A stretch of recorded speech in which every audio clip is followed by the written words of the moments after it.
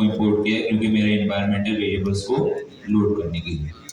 तीसरी लाइन पे एसी का आयो, मैं फिलहाल इसको अगर हटा दूँ तो भी मसले वाली बात नहीं है, लेकिन हमें पता है कि एसिंक्रोनस फंक्शन को रन करने के लिए हमारे पास एसी की लाइब्रेरी है। ठीक है, मैं यहाँ से इसे लगाता हूँ, फिलहाल कोई भी चीज़ नहीं है। यहाँ सिंपल मैंने एक फंक्शन बनाया हुआ है फंक्शन टूल्स के नाम से, उसके नाम सॉरी फैच वेदर के नाम से। और अगर मैं यहाँ पर डेकोरेटेड नहीं दूंगा तो कोई मसला है? कितने लोग कह रहे हैं मसला नहीं है? कितने लोग कह रहे हैं मसला है? ठीक है, क्यों मसला है? तो हमें पता है कि अगर हमें किसी नॉर्मल फंक्शन को टूल बनाना होता है तो उसके लिए हमें फंक्शन टूल डेकोरेटर की नीड पड़ती है। ठीक है, इसके बाद मैं थोड़ा इसे सही कर देता हूँ।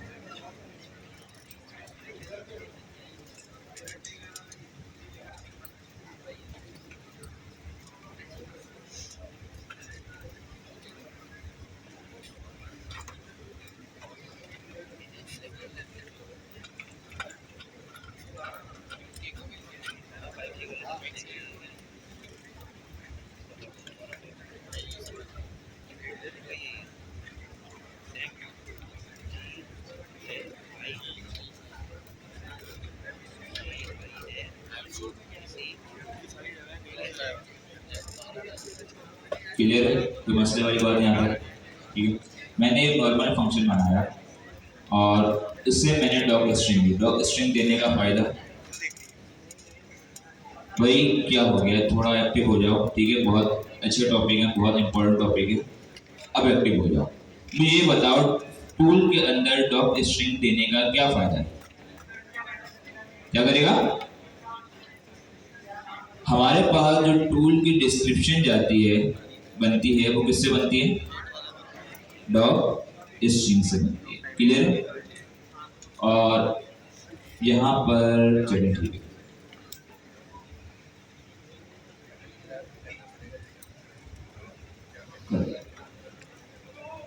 अब मैं इसे रन करता हूँ, पहले इसे सेव कर दूँ।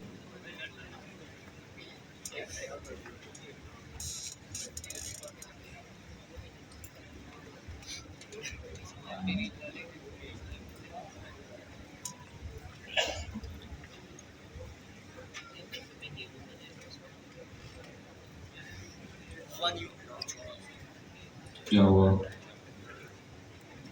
इनवैलिड एपीआई की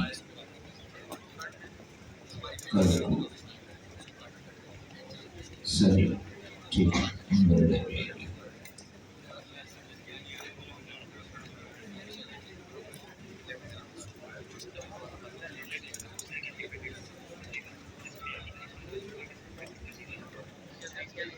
कोड तो हमारा चल गया। अब हम देखते हैं कि हमने जो फंक्शन बनाया फंक्शन टूल डेकोरेटर, इसमें हमने पिछली क्लास में जब हम फंक्शन पढ़ रहे थे तो हमने देखा था इसमें कुछ हमारे पास आर्गुमेंट्स होते हैं। किस तरीके से? अगर मैं यहाँ पर इस फंक्शन का, इस टूल का नेम चेंज करना चाहूँ, ओवरराइड करना चाहूँ, क्या मैं कर सकता हूँ? देखा था हमने क्या की थी? Name override. क्या दी? Name override. तो अगर मैं इसे ओवरराइड करूंगा, मैं करता हूँ गेट वेदर। क्या करूंगा इसे? Get weather. एक चीज ध्यान में रहे कि जब भी आप टूल का नाम देंगे वो हमेशा स्नेक केस के अंदर होना चाहिए। किसके केस के अंदर? Snake case. अगर आपने यहाँ पर स्पेस दे दिया तो ये एरर थ्रो करेगा। ठीक है, इसके अलावा दूसरी प्रॉपर्टी हम देखते हैं। दूसरा हमारे पास जो आर्गुमेंट है वो है डिस्क्रिप्शन ओवरराइड। क्या है? Description override. बाय डिफॉल्ट मेरे पास जो क्या कहते हैं एसडीके है वो टूल की डिस्क्रिप्शन कहाँ से गेट करता है? डॉक स्ट्रिंग से। लेकिन अगर मैं उस टूल की डिस्क्रिप्शन को ओवरराइड करना चाहूँ तो मैं यहाँ से कर सकता हूँ। मैं क्या करता हूँ, fetch weather according to given city ना, वेदर का डेटा ले आओ। ठीक है, इसके बाद देखते हैं और कौन सी हमारे पास, और यूज डॉग स्ट्रिंग। ठीक है, ये भी देखते हैं। स्ट्रिंग मोड अभी काम की चीज नहीं है, मैं भी वेरिएबल वगैरह। चलिए फिलहाल दो चीज़ें देख लेते हैं और हमने पिछली क्लास में जब पढ़ा था तो हमने देखा था कि हमारे पास वर्बोस का एक कॉन्सेप्ट होता है, ठीक है। जब डेवलपमेंट में हमें कोई चीज़ डिबग करनी होती है, कोई चीज़ फ्लो देखना होता है, तो इन्होंने हमारे पास एक अलग हमें मेथड दिया हुआ है। हम जब इसे कॉल करेंगे तो अब हमारा जो इन्वायरमेंट होगा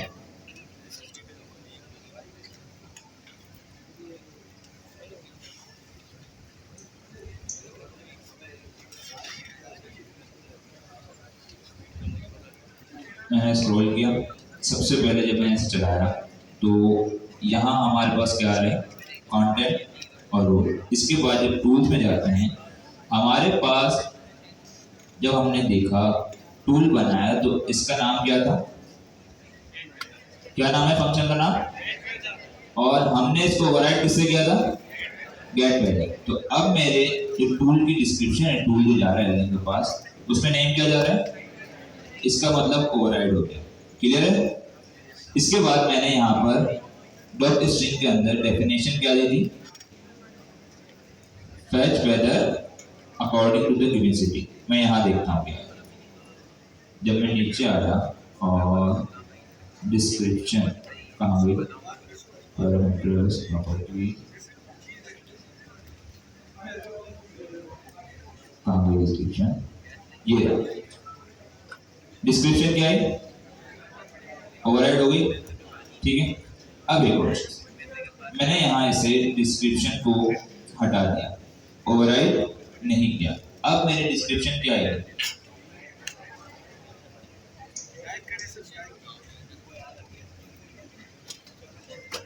डिस्क्रिप्शन क्या है, fetch weather according to the given city. इतना क्लियर था, ठीक है। इसके बाद हमारे पास और आर्गुमेंट आता है,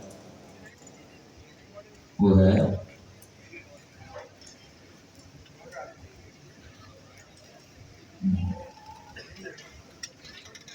यूज डॉट स्ट्रिंग इन्फो। क्या है ये, यूज डॉट स्ट्रिंग इन्फो। इस आर्गुमेंट के नेम से आपको क्या समझ आ रहा है, यूज डॉट स्ट्रिंग इन्फो मतलब डॉट स्ट्रिंग की इंफॉर्मेशन को इस्तेमाल कर सकते हैं। इसकी परमिशन के लिए एक बूलियन का आर्गुमेंट बना है जो कि फॉल्स है। क्या है, फॉल्स। इसका कॉन्सेप्ट क्या होता है कि हमारे पास बाय डिफॉल्ट ये जो आर्गुमेंट होता है, ये प्रॉपर्टी होती है ट्रू होती है। क्या होती है, ट्रू। इसी की मदद से हमारे पास जो एसडीके है वो हमारे पास डॉट स्ट्रिंग की इंफॉर्मेशन को पार्स करता है और जो हमारे टूल की डिस्क्रिप्शन और पैरामीटर्स वगैरह होते हैं उनकी वैल्यू को गेट करता है। अगर आपने इसे फॉल्स कर दिया, अगर आपने इसे फॉल्स कर दिया, अब जरा जाके देखते हैं तो ये बार बार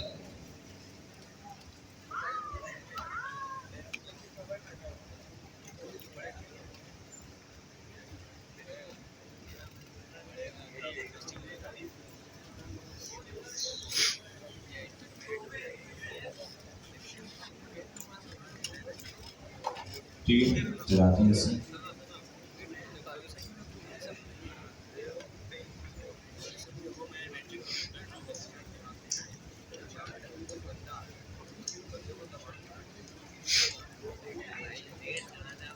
अच्छा जी, मेरे पास यहाँ अगर मैं ऊपर जाऊँ और यहाँ डिस्क्रिप्शन आई, इसका मतलब क्या हुआ कि हमारे पास डॉक स्ट्रिंग की इंफॉर्मेशन है वो गेट होकर नहीं है, डॉक स्ट्रिंग की इंफॉर्मेशन गेट होकर नहीं है। क्लियर है, ठीक है, ये प्रॉपर्टी क्लियर हो गई। इसके बाद मुझे ये बताएं, ये बाय डिफॉल्ट ट्रू होगी जी, क्या कह रहे हैं, डॉक स्ट्रिंग ना दे तो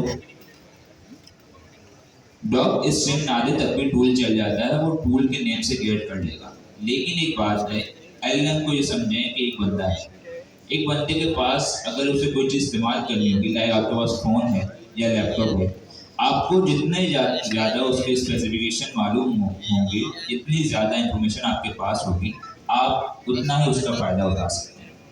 सिमिलरली एलएन के बाद जितने टूल्स होंगे वो नेम से गेट जरूर करता है, लेकिन वो उसके डिस्क्रिप्शन को भी दिखेगा।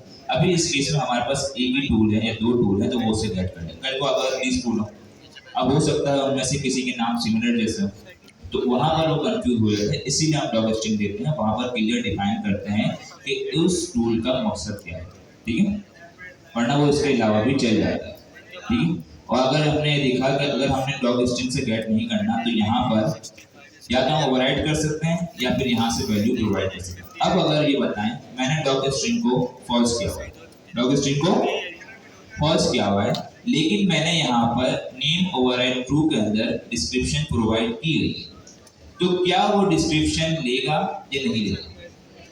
कितने लोग कह रहे हैं नहीं लेगा? कितने लोग कह रहे हैं लेगा? ठीक है, दोनों के बीच बराबरी का आंकड़ा। नहीं वाले कितने हैं? ठीक है, अभी देखिए, हैंड रेस करो।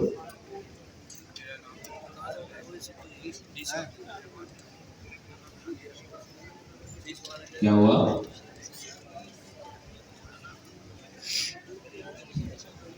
जरा कॉन्सेप्ट समझा करो। क्या ये डॉग स्ट्रिंग का पार्ट है? डॉग स्ट्रिंग क्या होती है? डॉग स्ट्रिंग तो वो होती है जो हमारे पास फंक्शन के अंदर पहली लाइन के अंदर जो हम ट्रिपल कोड के अंदर जो हम टेक्स्ट लिखते हैं उसे डॉग स्ट्रिंग कहते हैं, ठीक है। बाय डिफॉल्ट वो डॉग स्ट्रिंग से डेटा गेट करता है। अगर हम इसे ये आर्गुमेंट प्रोवाइड करते हैं तो वो उसे ओवरराइड कर देता है। ये कॉन्सेप्ट है इसका। जब यहाँ पर ये डॉग स्ट्रिंग से हम इसे वैल्यू प्रोवाइड कर ही नहीं रहे, ये जो प्रॉपर्टी है डॉग स्ट्रिंग के लिए, किसके लिए? डॉग स्ट्रिंग के लिए। इसका इन दोनों आर्गुमेंट से कोई ताल्लुक नहीं है। क्लियर है? ठीक है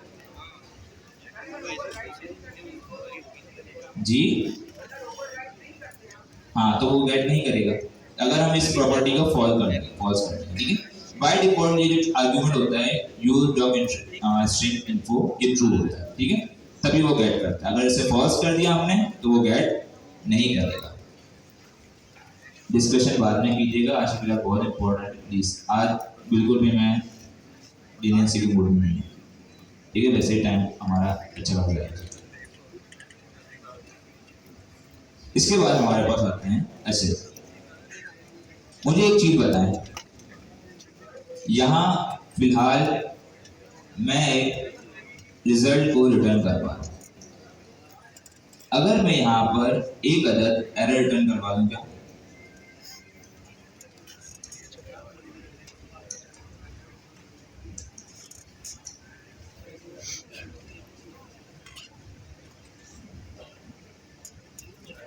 मैं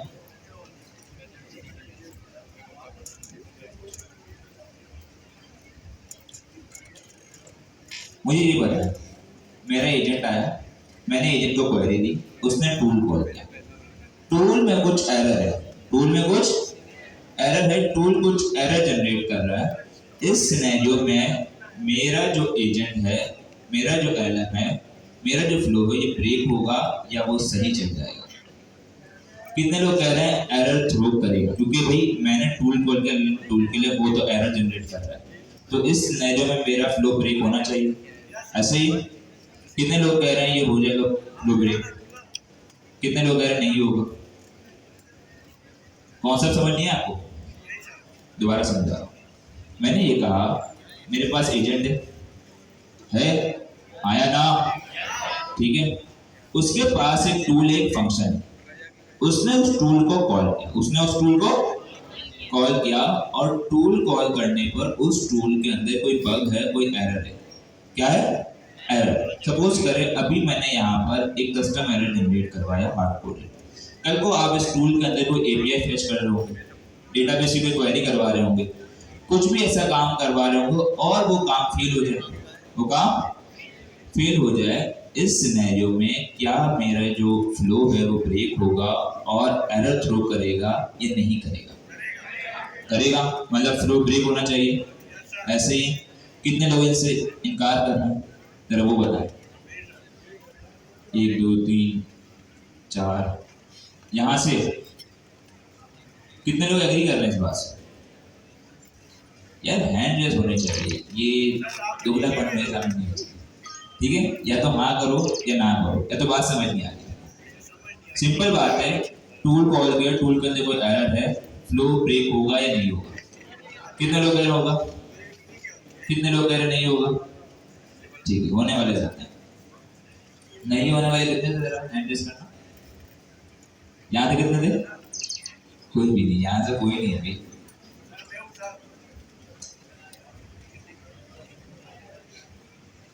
अच्छा एक काम करता हूँ, फिलहाल के लिए मैं ये वर्बोस को हटा देता हूँ, वर्बोस का भी आई थिंक ऐसे कोई काम फिलहाल नहीं। अब जरा चलाते हैं।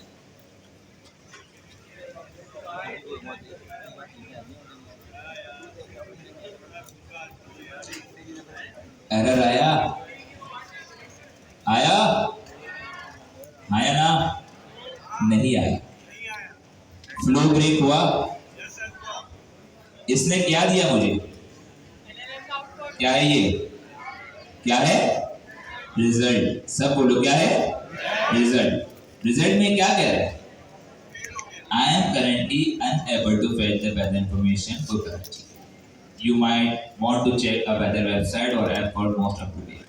इसका मतलब क्या हुआ कि उसने जब टूल कॉल किया और टूल कॉल के अंदर कोई एरर आया तो उसने फ्लो को ब्रेक नहीं किया, उसने फ्लो को ब्रेक नहीं किया, उसने हमें आके बता दिया कि भाई जो आपका टूल है उसमें कुछ मसला है, मेरे पास कोई डेटा अवेलेबल नहीं है। तो इससे हमें क्या समझ आया कि जब भी कोई हमारे पास टूल होगा और टूल के अंदर कोई एरर जनरेट होगा तो हमारा फ्लो ब्रेक नहीं होगा।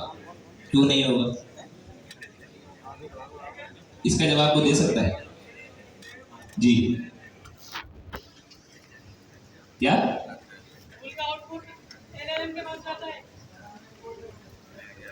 जी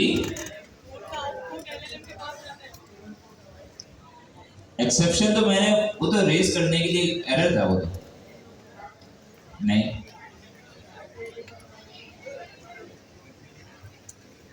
सीनियर स्टूडेंट कितने हैं यहाँ पे? जरा हैंड रेस करना, सही से बताना कितने कितने हैंड रेस करो। 1 महीना हो गया आप लोगों को हमने डॉक्यूमेंटेशन पढ़ने का सब भर भर के असाइनमेंट बना के मुझे भेज रहे हैं और बारी बारी हर दिन कोई एक नया बंदा है, सर चेक करने। ऐसे सही है, चेक कर लूँगा लेकिन टाइम चाहिए होता है उसके लिए भी, तो ठीक है जब टाइम मिलेगा तो मैं वो भी चेक कर लूँगा, मसले की बात नहीं, पहले की भी दोबारा कर लेंगे। लेकिन बात ये आप लोग ईमानदारी से काम नहीं कर रहे, ऐसा ही है। कितने लोगों ने डॉक्यूमेंटेशन पढ़ी है पूरी? देखो डॉक्यूमेंटेशन पढ़ी नहीं, मेरी समझ नहीं आ रहा असाइनमेंट कैसे होगा। पढ़ी है तो फिर बता क्यों नहीं? याद नहीं आ रहा होगा, क्या बताया?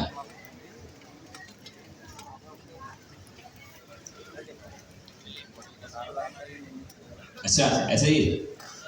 कितने लोग इनसे एग्री कर रहे हैं? कह रहे हैं एसडीके के अंदर एक बिल्ट-इन ऐसे कोई चीज है, फीचर है जो कि उस एरर को हैंडल करती है। नहीं, कितने लोग इनसे डिसएग्री कर रहे हैं? सही। हाँ जी, क्यों डिसएग्री कर रहे हो? क्या हुआ? ऐसे ही डिसएग्री कर रहे हो, पता था तभी तुम्हें हैंड रेस करते हुए देखा तो मैंने और देखा ये आ गया। चलो कोई मसला नहीं, ठीक है।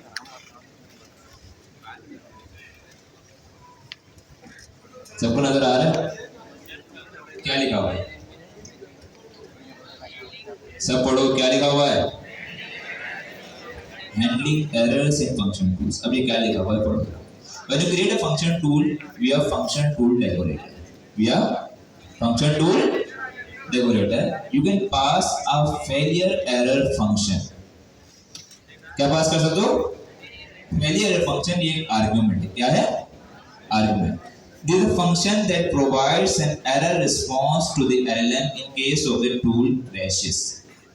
समझ आया कुछ? ये कह रहा है जब आप फंक्शन टूल डेकोरेटर बनाते हो तो उसके अंदर एक अदद आर्गुमेंट है फेलियर एरर फंक्शन, आप उसे पास कर सकते हो। इसका काम क्या होता है कि ये जब आपका टूल क्रैश होता है, क्या होता है? क्रैश होता है उस सिनेरियो में ये एलएलएम को एक रिस्पॉन्स दे देता है कि बता देता है कि स्ट्रिंग उससे जनरेट करके दे देता है, एक हार्ड कोडेड स्ट्रिंग में लिखा हुआ है, वो जाके एलएलएम को बता देता है कि टूल के अंदर कोई मसला है, टूल के अंदर कोई मसला है। तो वो क्या होता है, इसका कॉन्सेप्ट ये समझे, हम जब टूल कॉल करते हैं तो जब टूल के अंदर प्रोसेसिंग होकर उसका आउटपुट जनरेट होता है, वो एलएलएम को एज आउटपुट जाता है। क्या जाता है? वो एलएलएम को एज आउटपुट जाता है। लेकिन अगर हमारा टूल कॉल क्रैश हो जाता है, फेल होता है, तो इस फंक्शन के तहत इसके अंदर हमने एक हार्ड कोडेड स्ट्रिंग रिटर्न करवाया, वो as a tool output LLM के पास जाता है और एलएलएम को बताता है कि टूल के अंदर कुछ मसला है। अब ये क्या है आगे? अब बात तो ये आती है कि हमने जो कोई आर्गुमेंट पास किया नहीं, यार ये मजीद होगा नहीं, एक काम करो, अब नजर आ रहा है सबको? ठीक है, ये क्या कह रहा है? By default if you don't pass anything it runs the default tool error function. क्या कहते हैं? देखिए बात समझिए, इन्होंने सबसे पहले बात कही कि फेलियर एरर फंक्शन डेकोरेटर है जो कि अपनी वैल्यू के अंदर एक अदद फंक्शन लेता है। क्या फंक्शन लेता है? एक अदद फंक्शन लेता है। ये कह रहे हैं कि अगर आप कोई फंक्शन इसे पास ना करें तो बाय डिफॉल्ट एसडीके ने एक इसे फंक्शन पास किया हुआ है जिसका नाम है default tool error function which tells the LLM an error occurred। Clear है? समझ आ गया? इसके बाद क्या है? If you pass on error function it runs just instead। अभी हमने डॉग स्ट्रिंग देखी थी, बाय डिफॉल्ट वहां से गेट कर रहा था। अगर हम इसे कस्टमाइज कर देते, ओवरराइड कर देते, फिर वो हमारी वैल्यू लेता था। सिमिलरली अगर आपने अपना कोई कस्टम एरर फंक्शन पास किया तो इसके बाद जब हम पास करेंगे तो फिर वो हमारा एरर फंक्शन रन करेगा, डिफॉल्ट वाला रन नहीं करेगा। क्लियर है? समझ आ गया? इसके अलावा if you explicit pass none, if you explicit pass none then any tool call errors will be released for your own to handle। क्या कह रहे हैं? ये कह रहा है कि भाई साहब अगर आप इतना ही अक्लमंद बनने की कोशिश की आपने और आपने इस आर्गुमेंट की वैल्यू को नन कर दिया तो फिर जो आप कह रहे हैं ना कि एरर जनरेट होना चाहिए, वो एरर जनरेट होगा और उस एरर को फिर आपने अपने तौर पे हैंडल करना पड़ेगा। मतलब इसका मतलब ये है कि फिर हमारा जो फ्लो ब्रेक की कहानी हो रही थी ना वो फिर होगी। क्लियर है? अभी क्या कह रहे हैं? This could be a model behaviour error, could be error हो सकता है। अभी हमने यूजर एरर को जनरेट करवाया था, ये मॉडल बिहेवियर एरर भी हो सकता है। ठीक है, the model produce and build this, ये देखिए कि कब हमारे पास जनरेट होते हैं। कॉन्सेप्ट समझ आया? अब ट्राई करते हैं। सबसे पहले वाली जो अभी कितने लोग कह रहे हैं एरर जनरेट होगा? बताओ ना, अगर फ्लो चलेगा कितने लोग कह रहे हैं एरर जनरेट होगा? नहीं कह रहे? कितने लोग कह रहे हैं एरर जनरेट होगा? कितने लोग कह रहे हैं एरर जनरेट होगा? कितने लोग कह रहे हैं एरर जनरेट नहीं होगा? क्या एरर जनरेट नहीं होगा? देखो तुम्हारे दोस्त जो बैठे हैं तुम्हारे दुश्मन है, बता रहा हूँ क्लास कर फंसा रहे हैं। ये बताओ मुझे कि अगर मैंने फेलियर एरर फंक्शन की वैल्यू को नन कर दिया तो क्या एरर रिटर्न होगा? एरर जनरेट होगा? फ्लो ब्रेक होगा? कितने लोग एग्री करते हैं? ठीक है, चला के देखते हैं। तो कितने लोग कह रहे हैं कि एरर जनरेट होगा? हैंड रेज करें जरा, चलो हैंड रेज करते रहो, देखते हैं कितने लोग वैसे नहीं कह रहे। अभी तक कोई नहीं कह रहा था, अब जब मैंने कहा तो हैंड रेज हो रहे हैं। कॉन्फिडेंस रहा करो, कॉन्फिडेंट रहा करो अपनी बात पर। क्या हुआ? एरर आया? एक किसी ने कहा था कि आपने यूजर एरर जनरेट कर रहा है इस वजह से नहीं आया, आ गया। ठीक है, ये करवाया था मैंने जनरेट। तो कॉन्सेप्ट क्या था कि एसडीके ने ये फीचर अपने अंदर इनेबल किया हुआ है, उन्होंने एक फंक्शन बनाया हुआ है जो कि इस चीज को हैंडल कर लेता है। क्या कर लेता है? हैंडल कर लेता है। अब जरा देखते हैं कि उन्होंने ऐसा क्या किया हुआ है, उन्होंने ऐसा क्या किया हुआ है जो कि हैंडल कर देता है। तो मैं काउंट करता हूँ फ्रॉम एजेंट्स डॉट एक्सेप्शंस, नहीं एक्सटेंशंस, इंपोर्ट नहीं, यहाँ से नहीं, सॉरी यहाँ से नहीं आएगी।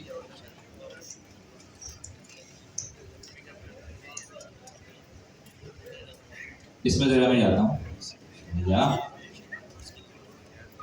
अच्छा जी, यहाँ पर उन्होंने एक फंक्शन बनाया है। इसमें दो चीजें मैं बताऊंगा, पहले कॉपी कर लेते हैं काम करते हैं, क्योंकि हमें अपना कस्टम भी तो बनाना है। तो कस्टम अगर बनाना है हमें तो इसी को देख के बनाना पड़ेगा, ऐसे ही है।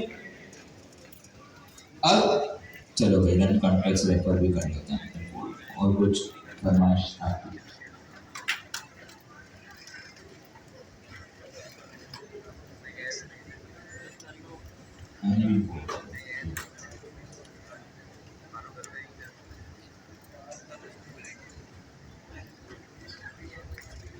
और कुछ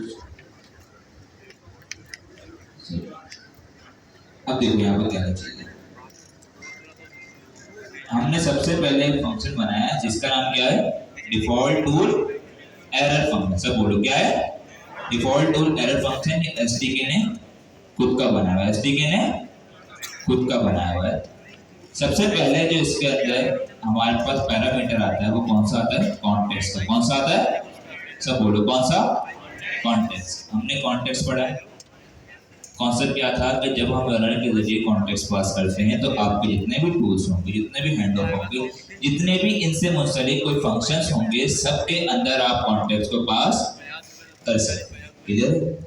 सिमिलरली दूसरा इसके अंदर जो पैरामीटर है वो है एरर का। क्या है, एरर का। जो एरर आपका टूल जनरेट करेगा वो यहाँ पर आएगा। अब ये एलएलएम को क्या रिटर्न कर रहा है, देखो एलएलएम को उससे कहा an error occurred while running the tool, please try again, और आगे जाके इसने एरर को भेज दिया। समझ आ गया, क्लियर है, कौन सा समझ आया। अब ये लोग कह रहे हैं दो चीजें हमने देखी। पहले तो ये कि बाय डिफॉल्ट ये पास करते हैं, ठीक है, अगर आप कुछ पास ना करें। दूसरा ये अगर आप नन इसे पास करें तो ये एरर जनरेट करता है।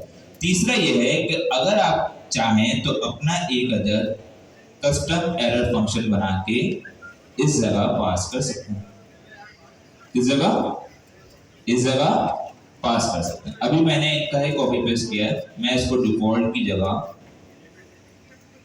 कस्टम कर देता हूँ, ठीक है। अभी इन्होंने सिंपल स्ट्रिंग पास किया, हो सकता है मैं इसमें कोई और लॉजिक लगा के एरर को पास करवा दूँ, मैं अपने एरर को मजीद इनहेंस करके पास करवा दूँ। कुछ भी चीज़ आप करवा सकते हैं, ठीक है। आप चाहते हैं कि यहाँ पर आप कुछ लॉगिन करवा लें, कोई और काम करवा लें, जो आपके जहन में आता है, ठीक है। कॉन्टेक्स्ट भी दिया हो सकता है आप चाह रहे हो कि जो एरर आ रहे हो आपके जो टूल्स के, वो आप चाहते हैं अपने पास आप कॉन्टेक्स्ट में सेव करवाना चाहते हैं, आप वो काम भी यहाँ पर करवा सकते हैं, ठीक है। तो ये सारे काम आप खुद करवा सकते हैं, तभी इन्होंने कस्टम टूल एरर फंक्शन का कॉन्सेप्ट दिया। वैसे इसका नाम कुछ भी हो सकता है, मैं इसको टूल भी हटा, मैं सिर्फ करता हूँ कस्टम एरर फंक्शन, कुछ भी नाम आप इसका कर सकते हैं। आपने सिंपल कुछ भी नहीं करना, यहाँ पर जो हमारा फेलियर एरर फंक्शन है इसकी जगह से पास कर देना। क्लियर है, समझ आ गया, कोई मसले वाली बात, सबको क्लियर हो गया, ठीक है। यहाँ तक इम्प्लीमेंट करें। अब ये बताएं, हमने एजेंट एस टूल पढ़ा है, एजेंट एस टूल नहीं पढ़ा, नहीं पढ़ा, कितने लोग ने पढ़े, मैं बता रहा हूँ, मुझे याद पड़ रहा है मैंने पढ़ाया एजेंट स्टूल। कितने लोग ने पढ़ाया, ज्यादा खौफ करो, मैं कह रहा हूँ पढ़ाया, इसके बाद भी नहीं मालूम, नहीं पढ़ाया, खुद पढ़ाया, मैं नहीं पढ़ाया, ऐसे कैसे हो सकता है। चलो कोई मसला नहीं, बस ठीक है, कोई मसले की बात नहीं, आज पढ़ लेंगे, ठीक है। लेकिन इससे पहले यहाँ पर 5 मिनट आपको दे रहा हूँ, इसे इम्प्लीमेंट करें, ठीक है, कोई बाहर नहीं जाएगा। ये जो कोड है आपके सामने है, इन सबको आपने ट्राई करना है, ठीक है। सारा गेम यहाँ पर है, एरर जनरेट करवाएं, सारा काम करें, और इसके बाद फिर हम लोग एजेंट एस टूल की तरफ जाएं। ये कह रहे हैं कि आप अपने एजेंट को भी एज अ टूल इस्तेमाल कर सकते हैं। क्या कर सकते हो, अपने एजेंट को भी एज अ टूल इस्तेमाल कर सकते हो। इसका फायदा क्या हुआ, समझ आया? एजेंट को एज अ टूल। भाई अगर आपका नॉर्मल काम है, आप चाह रहे हो कोई एपीआई फेच करना, ठीक है, आप चाह रहे हो कि कोई भी छोटा मोटा काम करवाना है, स्पेसिफिक तरीके का काम करना, आप टूल से काम करवा सकते हो। लेकिन सपोज करें आपके पास एक एजेंट है, आपके पास एक एजेंट है जो कि एक डोमेन में एक्सपर्ट है, या फिर एक काम कर सकते हैं वो एक सही तरीके, उसके पास अपने टूल्स भी हैं, उसके पास हैंड ऑफ भी है, वो सारा अपना काम परफॉर्म कर रहा है, वो सारा अपना काम परफॉर्म कर रहा है। आपने क्या कहा, आप कह रहे हैं कि कोई ऐसी चीज हो कि मैं इस एजेंट को अपने पास एज अ टूल इस्तेमाल कर सकूं। उसका फायदा क्या हुआ, सपोज करें मेरे पास यहाँ पर एक टीचर बैठे हैं, मेरे पास एक टीचर बैठे हैं। अब हमारा दो सिनेरियो आ गया, मेरे पास एक क्वेरी है, मैं क्या करूंगा, मैं उन टीचरों को कहूंगा कि आप मेरी हेल्प करें, आप उस क्वेरी को रिजॉल्व करें, तब तक मैं पढ़ाता हूँ, ठीक है। जैसे ही आपकी वो क्वेरी रिजॉल्व हो जाए, आप मुझे उसका आंसर दे दें और मैं आगे वो आंसर प्रोसीड कर दूंगा। का फायदा क्या हुआ कि मैं अपना काम तो कर रहा हूँ, मेरे पास एक इंटेलिजेंट टूल आ गया, मेरे पास एक इंटेलिजेंट टूल आ गया जो कि खुद एक एजेंट है, वो अपना सारा काम कर रहा है, वो वेबसाइट भी कर रहा है, वो फाइल में भी देख रहा है, वो कंप्यूटर भी चला रहा है, सब कुछ वो काम कर रहा है, लेकिन वो साथ साथ मेरे लिए हेल्पफुल टूल की तरह भी काम कर रहा है। अगर नॉर्मल टूल होता तो वो क्या करता, अगर मैं उसके वेब सर्च के लिए बनाता तो सिर्फ वेब सर्च काम करता, अगर मैं उसे डेटाबेस की क्वेरी करने के लिए काम कर रहा था तो सिर्फ वो क्वेरी करवाता। लेकिन अगर मुझे इंटेलिजेंट टूल चाहिए जो कि खुद एक एजेंट हो, तो इन्होंने हमें वो फीचर भी प्रोवाइड किया है। क्लियर है, समझ आया? सपोज करें आपकी एक वेबसाइट है जिसके अंदर ई कॉमर्स का काम भी आ रहा है और रियल एस्टेट का भी काम हो रहा है, फॉर एग्जाम्पल, ठीक है। एक ऐसी वेबसाइट है जिसके अंदर ई कॉमर्स का काम भी हो रहा है, रियल एस्टेट का काम भी हो रहा है। आपके पास एक एजेंट, आपके पास एक एजेंट है जो कि पूरा ई कॉमर्स का काम कर रहा है, ऐड टू कार्ट भी कर रहा है, सब कुछ कर रहा है, हर चीज वो करके दे रहा है। अब आपने क्या करा कि अगर आपको कोई ऐसी वेबसाइट बनानी है जिसमें दोनों काम नहीं कर सकें, आप अपना एजेंट दोबारा बनाओगे, सारे टूल्स जो ऐड टू कार्ट के टूल्स थे वो सारे के सारे अपने एजेंट के पास लगाओगे। इससे बेहतर ये है कि आप उस पूरे एजेंट जो है, कस्टमर जो अपना ई कॉमर्स का एजेंट है, उसको एज ए टूल इस्तेमाल कर लो। आपके पास एक प्रोडक्ट आया, आपने उस एजेंट को काम दिया कि भाई इसका ऐड टू कार्ट करो, जो भी करना है इन्वेंट्री वगैरह सब कुछ अपडेट करके मुझे रिजल्ट ला के दे दो ताकि मैं कस्टमर को इन्फॉर्म कर दूं। फायदा क्या हुआ, एक तो आपका ई कॉमर्स का एजेंट अलग से बना हुआ, दूसरा आपको दोबारा सारे के सारे टूल्स लिखने की जरूरत नहीं पड़ी, आपने वही सारा काम जो वो एजेंट कर रहा था उसी से करवा के खुद जो है आगे जवाब दे दिया। समझ आया? अब यहाँ बात आती है, लोग कंफ्यूज हो जाते हैं कि भाई हैंड ऑफ और एजेंट स्कूल में क्या डिफरेंस है। तो इसमें कंफ्यूज होने वाली बात नहीं होनी चाहिए। देखिए हैंड ऑफ का कॉन्सेप्ट क्या है कि हैंड ऑफ अगर होता है तो कॉन्सेप्ट इसके लिए होता है कि आप दूसरे एजेंट को जिम्मेदारी सौंप लो, दूसरे एजेंट को जिम्मेदारी सौंप लो। मेरे पास एक काम आया, मेरे पास एक टीचर बैठे हैं, मैंने वो काम दूसरे टीचर को हैंड ओवर कर दिया, मैंने वो काम दूसरे टीचर को हैंड ओवर कर दिया। अब उस काम करने की सारी जिम्मेदारी किसकी होगी? दूसरे टीचर की। मेरा उस काम से कोई ताल्लुक नहीं होगा। जबकि टूल के केस में क्या होगा कि मैं उन टीचर को अपनी हेल्प के लिए इस्तेमाल करूंगा, अपनी हेल्प के लिए इस्तेमाल करूंगा, मैं उनको बताऊंगा उन्हें क्या करना है, इंस्ट्रक्शन दूंगा, अगर वो अपनी सारी प्रोसेसिंग वगैरह करके दोबारा रिजल्ट मुझे ही ला के देंगे और मैं आपको फिर उसका आंसर दूंगा, मैं उसका आंसर दूंगा। हो सकता है भाई सर यहाँ पर बैठे हैं, ये मेरे पास कोई पाइथन कह रहा है, उन्होंने कोई सर्चिंग वगैरह की, उन्होंने मुझे आंसर बताया, अब मैं आंसर भी लिख रहा हूँ साथ साथ में मॉडिफिकेशन भी कर रहा हूँ, मुझे वो उन्होंने हेल्प तो दे दी, अब मैं चाहता हूँ तो डायरेक्ट उनका आंसर ऐसे ही दे दूँ या मैं उसमें कुछ और मॉडिफिकेशन कर दूँ। तो ये कॉन्सेप्ट सिंपल होता है, एजेंट दूसरे एजेंट को पास कर सकते हो, मतलब दूसरे एजेंट के लिए हेल्पर फंक्शन की तरह वो काम करेगा। क्लियर है? समझ आ गया? क्लियर है? कोई मसले वाली बात नहीं? ठीक, अब इम्प्लीमेंटेशन देखते हैं। यहाँ पर हमारे पास दो एजेंट, कितने एजेंट? दो एजेंट। कितने? सब बोले कितने? दो एजेंट। वैसे हमारे पास मल्टीपल टाइप के एजेंट होते हैं, अभी हमने जितना पढ़ा है उसमें हमने दो तरीके के एजेंट देखे हैं। एक है जनरल एजेंट जो कि सारे काम एक साथ कर रहा होता है, खुद कर रहा होता है, ठीक है। एक वो होते हैं जो कि हमारे पास एक स्पेसिफिक डोमेन में एक्सपर्ट होते हैं, स्पेसिफिक डोमेन में एक्सपर्ट होता है, उसे हम क्या कहते हैं? Special agent. क्या कहते हैं उसे? Special agent. तो मुझे ये बताएं, ये स्पेनिश का है, क्या ये एक पर्टिकुलर डोमेन में एक्सपर्ट है? हाँ या ना? तो ये स्पेशल एजेंट है या general agent? Special. Similarly French का एजेंट स्पेशल एजेंट। अब ये क्या कर रहा है, इसने यहाँ पर दो एजेंट बनाए। कितने एजेंट? एक है स्पेनिश का, एक है फ्रेंच का। और यहाँ पर इसने यहाँ पर ऑर्केस्ट्रेशन एजेंट बनाया, ऑर्केस्ट्रेटर एजेंट। पहले हमारे पास ट्राइज एजेंट था। कौन सा था? Tries agent. नाम वैसे आप कुछ भी रख सकते हैं, लेकिन हमारे पास ऑर्केस्ट्रेटर का मतलब पता है आपको? ऑर्केस्ट्रेटर किसी अगर देखा हो, ठीक है, हमारे पास ऑर्केस्ट्रेटर ये होता है, एक बैंड होता है उनका, और एक बंदा होता है जो उनको इंस्ट्रक्शन दे रहा होता है किस तरीके से उन्होंने काम करना होता है।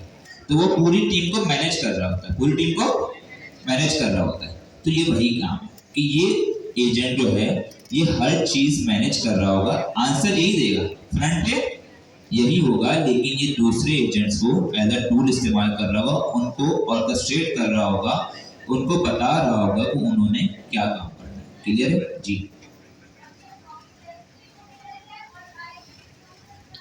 ऑर्केस्ट्रेटर का नाम आप कुछ भी रख सकते हैं, लेकिन एक स्टैंडर्ड होता है। ऑर्केस्ट्रेटर का मतलब ये हुआ कि वो सारी चीजें मैनेज कर रहा है खुद से, जबकि ट्राइज का मतलब ये होता है कि वो राउटिंग कर रहा है एक तरीके से। वो जो हमारे पास क्वेरी आती है उसको देखकर एक एजेंट, जो उस पे स्पेसिफिक एजेंट है जो उस क्वेरी के लिए उसको हैंड ऑफ कर देता है। मतलब ट्राइज एजेंट ये समझे राउटिंग कर रहा है, ठीक है, उसने वो उस एजेंट को एक्टिव करवा दिया, जबकि ये सारे काम खुद से कर रहा होता है। हमने एक प्रॉपर्टी देखी थी लास्ट एजेंट की, लास्ट एजेंट देखी थी हमने। रिजल्ट के अंदर एक हमारे पास प्रॉपर्टी होती है लास्ट एजेंट की, उसके अंदर कौन सा एजेंट होता है हमारे पास? जो एजेंट हमें रिस्पॉन्स देता है, जो एजेंट हमें रिस्पॉन्स देता है। उसके केस में जब हम हैंड ऑफ कर रहे थे पाइथन एजेंट को, तो लास्ट एजेंट कौन सा आ रहा था? पाइथन असिस्टेंट, पाइथन का एजेंट। इस केस में हमारे पास जो जवाब दे रहा होगा वो सेम ऑर्केस्ट्रेटर एजेंट दे रहा होगा। क्लियर है? इसमें हैंड ऑफ नहीं होगा। यहां पर इतनी चीजें क्लियर है? फिलहाल इसको हटा, दो एजेंट बन गए, तीसरा ऑर्केस्ट्रेटर एजेंट बन गया। इसके बाद मैं आता हूं, मुझे इनको टूल्स की तरह इस्तेमाल करना। मैंने कहा टूल्स लिस्ट, ठीक है। अब यहाँ पर सबसे पहले मैं जो मेरा एजेंट है उसको लिखूंगा, ठीक है, एजेंट का इंस्टेंस लूंगा। एजेंट के अंदर मेरे पास डॉट लगा के एक मेथड है। क्या है? मेथड। ये मेथड किसका है? एजेंट की क्लास है। किसका है?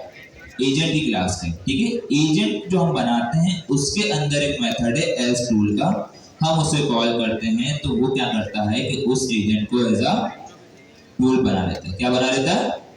टूल बना लेता है। क्लियर है? अब ये क्या कह रहा है कि इसके अंदर हमारे पास टूल नेम, टूल डिस्क्रिप्शन और कस्टम आउटपुट एक्सट्रैक्टर, तीन चीजें। पहला क्या है? टूल नेम, टूल डिस्क्रिप्शन, तीसरा कस्टम आउटपुट एक्सट्रैक्टर। क्लियर है? कितनी चीजें सब बोले? कितना है? पहला है टूल नेम, दूसरा सब बोलो, पहला क्या है? टूल नेम, दूसरा टूल डिस्क्रिप्शन, तीसरा, ठीक है। ये कह रहा है या तो स्ट्रिंग हो या नन हो, टूल डिस्क्रिप्शन या स्ट्रिंग हो या नन हो। तो अभी अगर मैं इसे ना पास करवाऊं, मैंने सिंपल क्या किया, स्पेनिश एजेंट लिया, उसको एज टूल पास करवा दिया। अब मैं इसे चला रहा हूं, ठीक है। लेकिन चलाने से पहले यहाँ पर मेन लिखा हुआ है, ये फंक्शन है एसिंक्रोनस, ये सिंक्रोनस फंक्शन है, हाँ या ना? इसे रन करवाने क्या करूंगा मैं? एसिंक आयो डॉट डन और अंदर हमारा मेन फंक्शन, ठीक है। मैंने यहाँ पर क्या यूवी रन, मेरी फाइल का नाम है agents as tool dot P Y, execute करता हूँ इसे, चल जाएगा। क्या हुआ? क्या हुआ? Type error, agent as tool missing two required positional arguments. अच्छा जब मैं पढ़ा रहा होता हूँ ना तो पूछ के अपना डिस्कशन करना आता है, ठीक है, सबसे कह रहा हूँ। Agent is tool missing two required positional argument, कौन से tool name and tool description. इसका मतलब क्या हुआ कि अगरचे इनकी वैल्यू ऑप्शनल है, आप इन्हें नन पास कर सकते हो। लाइक मैंने यहाँ पर लिखा tool name equal to none, tool description equal to none. अगर आप इसे पास नहीं करोगे तो ये एजेंट से जो उनके जो इंस्ट्रक्शन और उसके जो नेम होता है उससे वो गेट कर लेगा। लेकिन ये जो प्रॉपर्टी है इनको पास करना जरूरी है, इनको पास करना क्लियर है, ठीक है। अब मैं इनके कोड की कॉपी कर लेता हूँ, टाइम शॉर्ट है। यहाँ दो उन्होंने ऑलरेडी टूल बनाया है।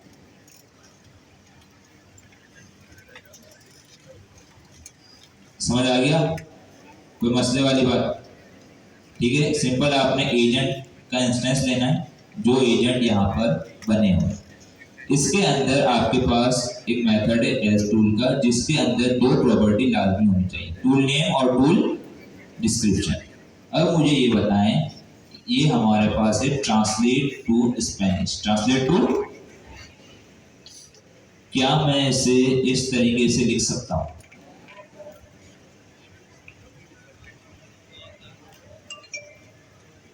आप ट्राई कीजिएगा, इसे लिख सकते हैं? कितने लोग लिख सकते हैं? कितने लोग लिख सकते हैं? कितने लोग नहीं लिख सकते? लिख सकते हैं? चलो चलो आगे देख लेते हैं, क्या बात है, हो सकता है लिख सकते हैं। क्या हुआ, एरर आ गया? ठीक है, नहीं लिख सकते। क्यों नहीं लिख सकते? उन्होंने मना किया हुआ। फिलहाल टॉपिक की तरफ आए, ठीक है, बाद में डिस्कशन करते हैं। चलाते हैं अब इसे, और यहाँ पर मैं और काम नहीं कर लूँ।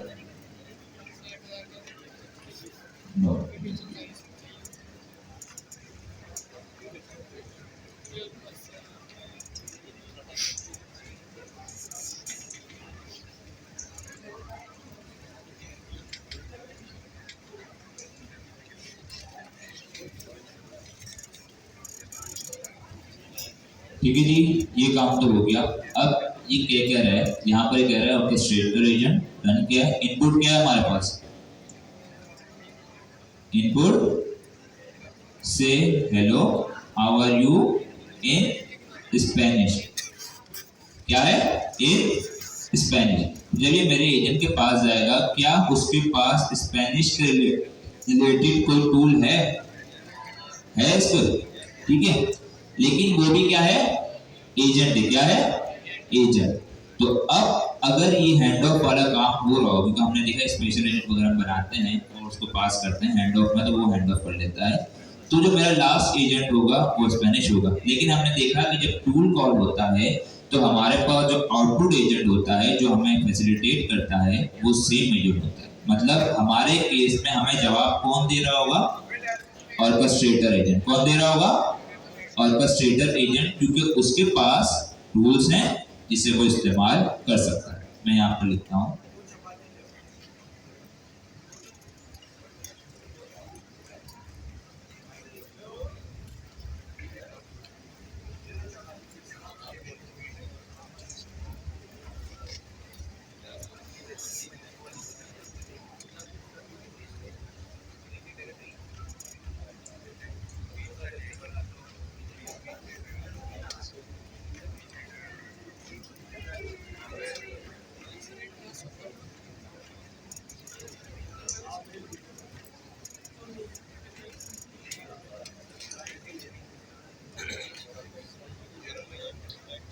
सबसे पहले ये बताएं मेरे पास लास्ट एजेंट के अंदर एजेंट कौन सा आया?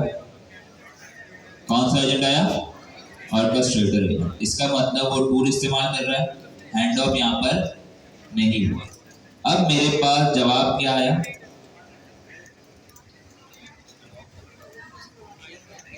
ठीक है, इन स्पेनिश क्या है? हो गया, काम हो गया, ठीक है, सही है, ठीक है, समझ आ गया? क्या समझ नहीं आया आपको? स्पेनिश आती है? तो भाई जवाब हमने देखना, ये थोड़ी देखना है क्या लिखा हुआ समझ है, इसके लिए आपने स्पेनिश सीखनी पड़ेगी। भाई वो छोड़ो, बाद में करवा लेंगे, इतनी लंबी क्यों जानी है, हमें सब स्पेनिश चाहिए थी ना, स्पेनिश आ गई। अब आगे आप घर पे जाके आपका असाइनमेंट हो जाएगा, ठीक है, जितना ज़्यादा बताओगे उतना ज़्यादा असाइनमेंट बनता रहेगा। जी जी,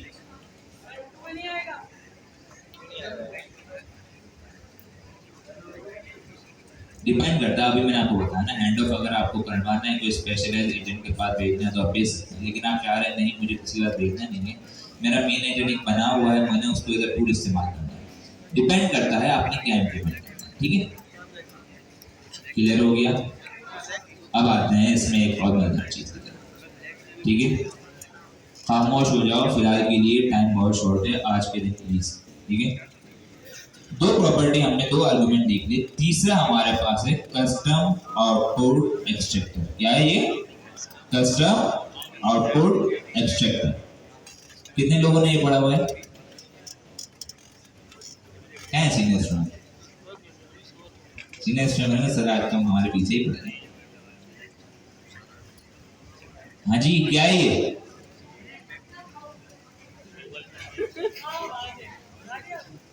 अच्छी बात है, भेज गए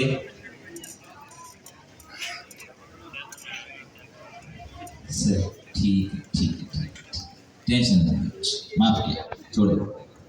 कस्टम आउटपुट एक्सट्रैक्टर किसके अंदर ये? एजेंट एस टूल के पास। किसके पास है ये?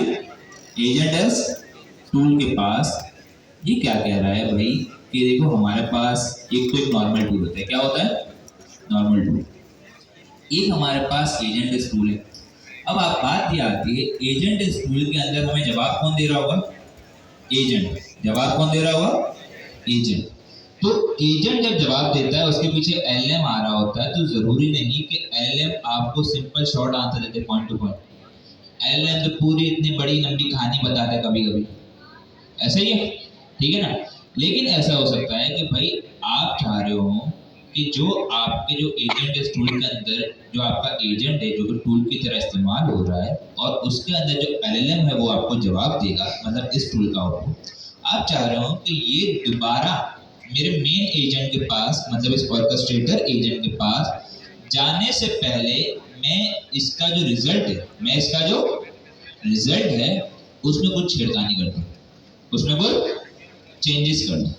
समझ आ रहा है? देखो यहाँ पर क्या हो रहा था, जब मैं यहाँ पर गया, मैंने जब एलएलएम से क्वेरी की, समझ आ रहा है? एलएलएम से क्वेरी की, उसने टूल कॉल किया, उसने टूल कॉल किया, उस वक्त ये जो रिटर्न के जरिए मेरे जो टूल का आउटपुट था वो एज अ टूल आउटपुट किसके पास जाता है? एलएलएम के पास। क्लियर है इतना? समझ आया? सिमिलरली एजेंट के सिनेरियो में जब हमारे पास एजेंट रन हो जाएगा, ये जो एजेंट का रिजल्ट है, एजेंट का रिजल्ट है, ये सारा हमारे पास जाएगा एजेंट के पास एज ए रिजल्ट। क्लियर है? अब मैं चाह रहा हूं कि मैं इसको थोड़ा मॉडिफाई कर दूं, इसे थोड़ा मॉडिफाई कर दूं, इसको शॉर्ट कर दूं, इसमें से कुछ स्पेसिफिक चीजें निकाल लूं या कुछ भी काम करवा लूं। इस सिनेरियो में मेरे पास ये एक अदद आर्ग्यूमेंट है कस्टम आउटपुट एक्सट्रैक्टर। ये भी एक फंक्शन होता है जिसके जरिए आप अपने एजेंट एस टूल को के आउटपुट को एक्सट्रैक्ट कर सकते हो, उसमें से कुछ रेलेवेंट डेटा निकाल के आगे पास कर सकते हो, बाकी सारा आगे नहीं जाएगा। क्लियर है? अगर डॉक्यूमेंटेशन में भी आता है ना, एजेंट एस टूल हमने देख लिया, ठीक है, कस्टमाइजिंग टूल भी आ गया, और नीचे आते हैं कस्टम आउटपुट एक्सट्रैक्शन। अब ये क्या कह रहा है? In certain cases, you might want to modify the output of tool agents before returning it to the central agent. जैसे मैंने स्पेनिश का एजेंट बनाया, स्पेनिश का एजेंट बनाया, हो सकता है वो पूरी इतने ज़्यादा मेरे पास आंसर दे रहा हो, इतना ज़्यादा रिजल्ट हो, मैं चाह रहा हूँ कि इसे थोड़ा मॉडिफाई कर दूँ, इसे थोड़ा जरूरी नहीं है कि ज्यादा टेक्स्ट दे रहा हूं, मैं बस ये चाह रहा हूं कि इसे मैं थोड़ा मॉडिफाई कर दूं। इससे पहले कि वो एज अ टूल आउटपुट मेरे जो ऑर्केस्ट्रेटर एजेंट है उसके पास है, क्योंकि मेरे पास स्पेनिश एजेंट अभी क्यों कैसे क्या यूज हो रहा है एज अ टूल। दो लोग क्या यूज हो रहा है as a tool, agent as a tool. Agent मतलब मेरा Spanish agent, as a tool मतलब वो किस तरह के इस्तेमाल हो रहा है, एज अ टूल इस्तेमाल हो रहा है किसके पास, मेरे ऑर्केस्ट्रेटर एजेंट के पास। तो अगर मैं चाहता हूं कि मेरे स्पेनिश एजेंट का आउटपुट मेरे ऑर्केस्ट्रेशन एजेंट के पास जाए, इससे पहले मैं इसे मॉडिफाई कर दूं, तो यहाँ पर इन्होंने एक आर्गुमेंट हमें दिया है कस्टम आउटपुट एक्सट्रैक्टर। ये एक फंक्शन है, इसके जरिए आप अपने जो एजेंट वाले टूल हैं उनके आउटपुट को मॉडिफाई कर सकते हो। इतना सा काम है इसका, क्लियर है। लेकिन ये बता दूं, ये बड़ा इंपॉर्टेंट है। वैसे कुछ याद आ रहा है कुछ लोगों को, यहाँ पर याद आ गया, ये बड़ा इंपॉर्टेंट है, ठीक है।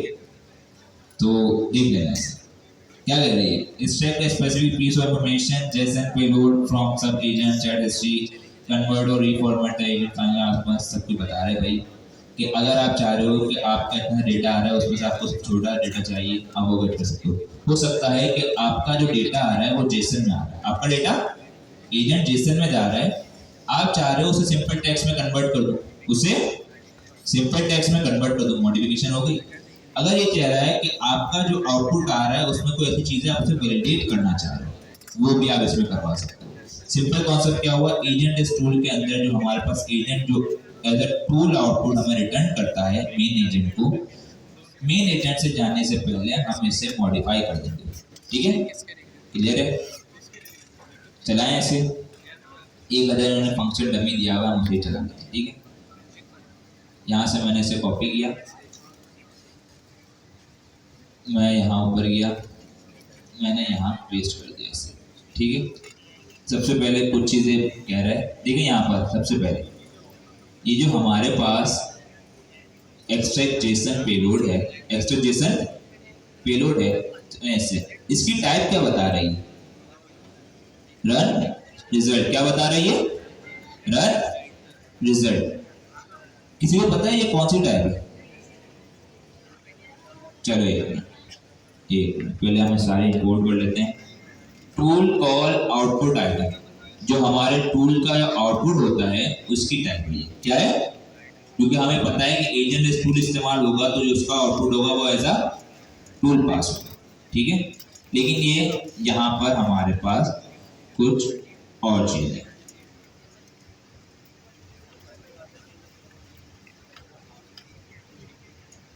ठीक है, और मैंने इसे यहाँ पर पास कर दिया।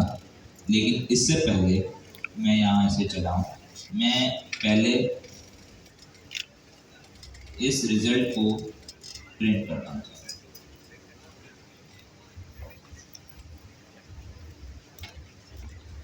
मैंने इसे चलाया, मैंने सिंपल रिजल्ट को प्रिंट करवाया, इसी किसी प्रॉपर्टी को प्रिंट नहीं करवाया। देखते हैं क्या आता है। रिजल्ट आया मेरे पास, उसकी टाइप क्या है, रन रिजल्ट। तो इससे क्या पता चला कि हमारे पास जो एजेंट हम चलाते हैं रनर के जरिए, वो जो हमारे पास रिजल्ट का इंस्टेंस बनाता है उसकी टाइप क्या होती है, रन रिजल्ट। तो हमारे पास ये जो एजेंट जो आउटपुट रिटर्न कर रहा है उसकी टाइप भी क्या होगी, रन रिजल्ट, क्योंकि आउटपुट कौन जनरेट कर रहा है इस बार, एजेंट। तो ये कह रहा है कि जब आपका जो आउटपुट आएगा टूल का, एजेंट इस टूल का, उसकी टाइप होगी रन रिजल्ट, क्योंकि वो एक एजेंट है। क्या है, एजेंट है, उससे भी वो रनर के जरिए चला रहे हो कि एजेंट को चलाने का तरीका भी रनर है। और एक काम करते हैं, सबसे पहले मैं आपको दिखा भी दूं, ये जो टूल है इसकी फंक्शनलिटी पर देखते हैं। इन्होंने जो डेकोरेटर मेथड बनाया हुआ है, इसमें अगर देखते हैं 3 चीजें ले रहे हैं। सेल्फ से याद आया क्लास का मेथड, ठीक है।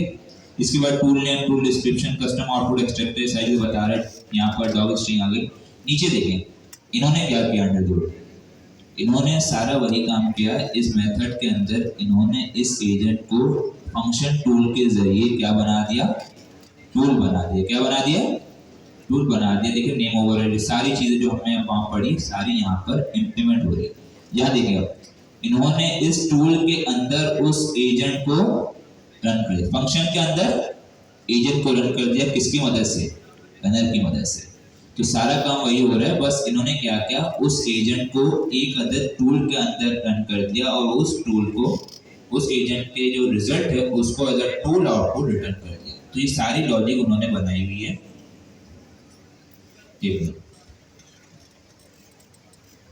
फंक्शन बनाया हुआ है, आप इस तरीके के मजीद फंक्शन भी बना सकते हैं। यहाँ सिंपली क्या काम कर रहा है, इसने यहाँ पर सबसे पहले रन न्यू आइटम्स, हमने स्ट्रीमिंग पढ़ी थी, स्ट्रीमिंग के अंदर हमने देखा था न्यू आइटम्स का एक था। न्यू आइटम्स क्या मतलब, जो हमारा जो करंट एजेंट है वो जब चलेगा तो उसके दरमियान जो जो चीजें जनरेट होंगी वो सब किसमें होंगी, न्यू आइटम। तो हमारा जो स्पेनिश का एजेंट चला उसके अंदर जो भी चीजें थी न्यू आइटम्स के अंदर आएंगी, इसने उसके अंदर से सारे के सारे आइटम को गेट किया और उसमें से चेक किया कि टूल का आउटपुट कहां पर है। उसके अंदर क्या चेक किया, टूल का आउटपुट, क्योंकि उन्होंने अंडर देखो टूल को कॉल किया, ऐसे ही उसने देखा टूल का आउटपुट कहां पर है, उस टूल के आउटपुट को गेट किया, उस टूल के आउटपुट को गेट किया और उसको इन्होंने यहाँ पर स्ट्रिप मतलब कह सकते हैं, उसको जो एम्प्टी स्पेस वगैरह थे वो सब कुछ खत्म कर दिया। और अगर ये कह रहे हैं कि अगर टूल का आउटपुट नहीं होगा, अगर टूल का आउटपुट नहीं हो, सपोज उसने आउटपुट नहीं दिया टूल का, तो वो एक अदर एम्प्टी फॉलबैक वैल्यू को ऐड करें। फॉलबैक वैल्यू का मतलब ये होता है कि अगर आपकी कोई वैल्यू नहीं है तो बाय डिफॉल्ट ये वाली वैल्यू चली जाएगी और इसमें क्या जा रही है, एक अदर एम्प्टी ऑब्जेक्ट। समझ आया? अब यहाँ पर हो सकता है कि आप इसकी एक समरी बना दें, कुछ भी हो सकता है। आप इसमें से टूल कॉल के अंदर और बहुत सारी चीज़ें इंक्लूड कर सकते हैं। इसके अंदर जैसे उन्होंने कहा कि आपका डेटा आ रहा है जेसन के अंदर, आप चाह रहे मार्कडाउन में कन्वर्ट कर दें, डेटा आ रहा है सिंपल टेक्स्ट में, आप चाह रहे हैं जेसन में कन्वर्ट करवा दें। ये सारे काम आप करवा सकते हैं और इस हमारे जो फंक्शन को हम यहाँ पर पास कर देंगे।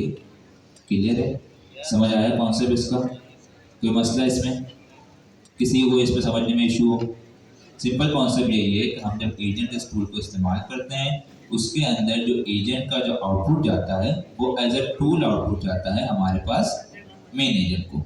तो उस टूल के आउटपुट को, उस एजेंट के आउटपुट को अगर आपको मॉडिफाई करना है तो आप इस एट्रीब्यूट के जरिए, इसमें जो फंक्शन जाएगा उसके जरिए आप मॉडिफाई कर सकते हैं। जी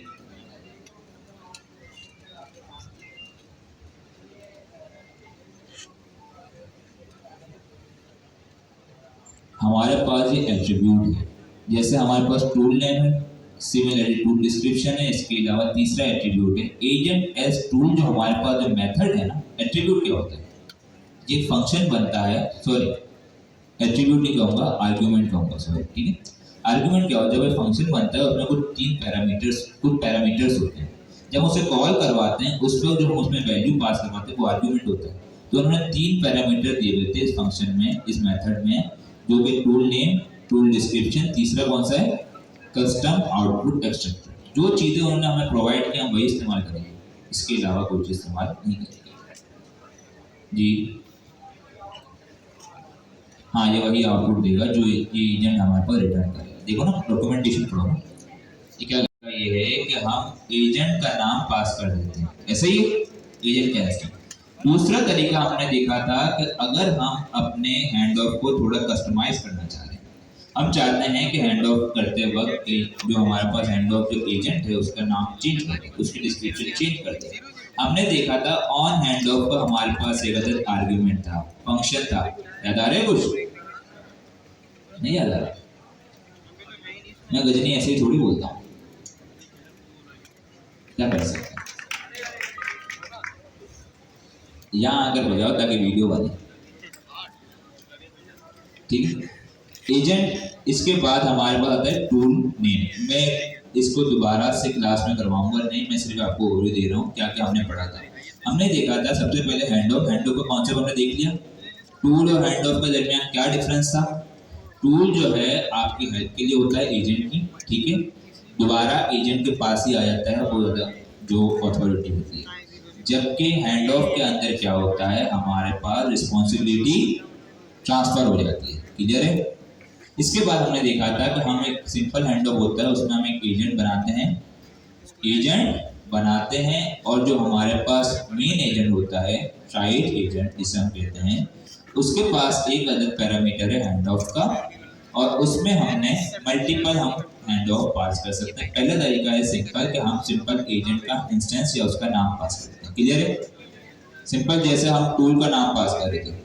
दूसरा तरीका हमारे पास ये है कि अगर आप चाहते हैं कि अपने हैंड ऑफ को आप थोड़ा कस्टमाइज करें, अपने हैंड ऑफ को कस्टमाइज करें, क्या कस्टमाइज करें, तो हम क्या करेंगे कि उन्होंने हमें एक हैंड ऑफ का फंक्शन दिया हुआ है, उसके जरिए हम कस्टमाइजेशन कर सकते हैं। हैंड ऑफ के फंक्शन में पहला हमारे पास पोजिशनल आर्ग्यूमेंट होता है एजेंट का। क्या होता है?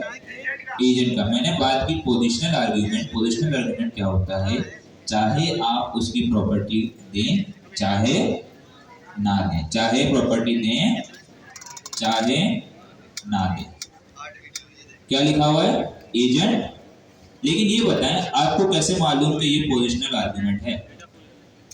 यहाँ कोई ऐसी चीज आपको नजर आ रही है जिससे आप ये बता सकते हैं कि ये पोजिशनल आर्गुमेंट है, या मुझे गलत साबित कर सकते हैं कि पोजिशनल आर्गुमेंट नहीं है? क्या? चलो, ये क्या है? चलो, और कोई? बाय डिफॉल्ट वैल्यू अगर ना सेट हो तो हम ऑप्शनल भी दे सकते हैं, मगर रिक्वायर्ड कह सकते हैं उसे हम जी। क्या? स्टेरिक का साइन है। यहाँ सब देखो जरा, यहाँ पर हमारे पास आर्गुमेंट्स की लिस्ट आ रही है। इससे पहला है एजेंट। क्या है? एजेंट। सब बोले क्या है? एजेंट। इसके बाद जो हमारे पास दूसरी चीज आ रही है स्टेरिक। क्या आ रही है? स्टेरिक। ये बड़ी इंपॉर्टेंट चीज। जब भी आप किसी फंक्शन के अंदर, किसी मेथड के अंदर इस तरीके की चीज देखें तो आपको ये पता होना चाहिए कि इस स्टेरिक की बड़ी वैल्यू है। क्या? कि इस स्टेरिक से पहले वाले जितने भी आर्गुमेंट होंगे, इस स्टेरिक से पहले वाले जितने भी पैरामीटर्स या आर्गुमेंट्स होंगे, वो सारे के सारे पोजिशनल आर्गुमेंट्स होंगे। क्या होंगे? Positional arguments. और इस स्टेरिक के बाद जितने भी हमारे पास आर्गुमेंट्स होंगे वो सारे कीवर्ड आर्गुमेंट होंगे। क्लियर है? तो मुझे ये बताएं, अभी स्टेरिक से पहले कितने आर्गुमेंट हमारे पास? कितने हैं? एक। कौन सा?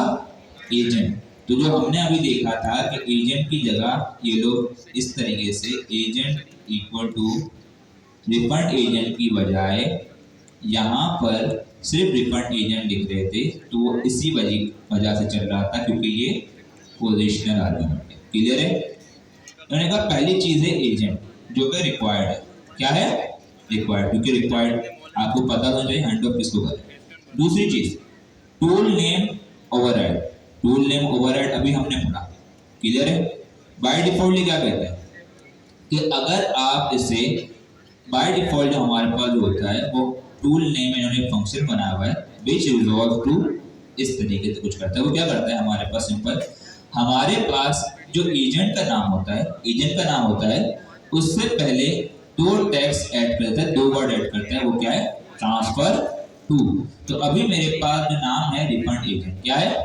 Refund agent. सबसे पहले क्या करेगा? इस रिफंड एजेंट को इसने केस के अंदर कन्वर्ट करेगा। इससे पहले हमारे पास ट्रांसफर टू लगा देगा, तो मेरा फुल नेम क्या बन जाएगा?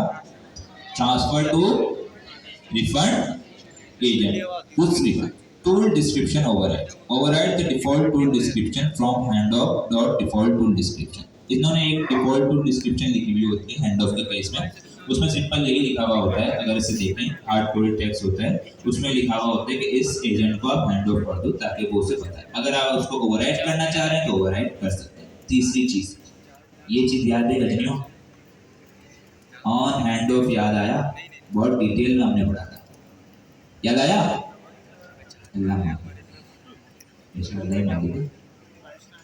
ऑन हैंड ऑफ क्या करता है?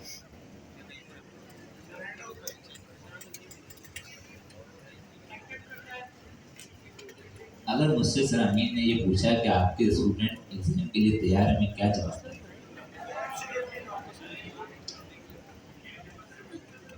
इनको ऑन हैंड ऑफ याद नहीं। इसकी वजह बताए क्या? सिंपल बताइए, हम सब हो गए आलसी। क्या हुए? आलसी।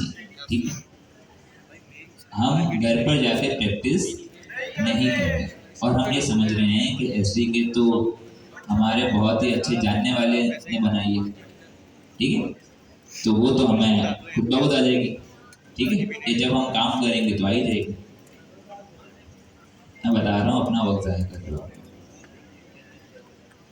एसडी के तो हम पढ़ रहे हैं, इसके आगे अभी बहुत सारी चीज़ें आपके समझ रहे हैं। आप एजेंटिक या डेवलपर बन गए, एसडी के पढ़ गए, वो भी सिर्फ पढ़ी है, वो भी आती कहाँ है? मुझे बता दो अभी कोई एक एजेंटिक फ्लो मुझे बना के दिखा दे, एक एजेंट बना के दिखा दे बगैर कोई चीज़ किए हुए, जिसको पता हो कैसे बनाना है कोई ऐसा जो बना सकता है?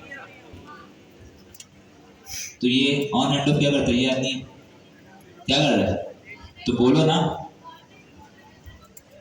देखो यहाँ बोलने से मैं किसी पैसे तो ले रहा नहीं, ले रहा हूँ किसी पैसे, तो बोला करो। हाँ, तो सब अब याददाश्त आ रही लोग, इसे इतने होशियार लोग हैं, पता है भाई सर ज्ञान बांट रहे हैं, तब तक सामने डॉक्यूमेंटेशन खुली हुई है, उस वक्त भी नहीं पढ़ रहे। घर पे तो नहीं पढ़ रहे, यहाँ भी नहीं पढ़ रहे। क्या लिखा हुआ है? सिंपल है, ऑन हैंड ऑफ एक कॉलबैक फंक्शन होता है। क्या होता है? कॉलबैक फंक्शन होता है।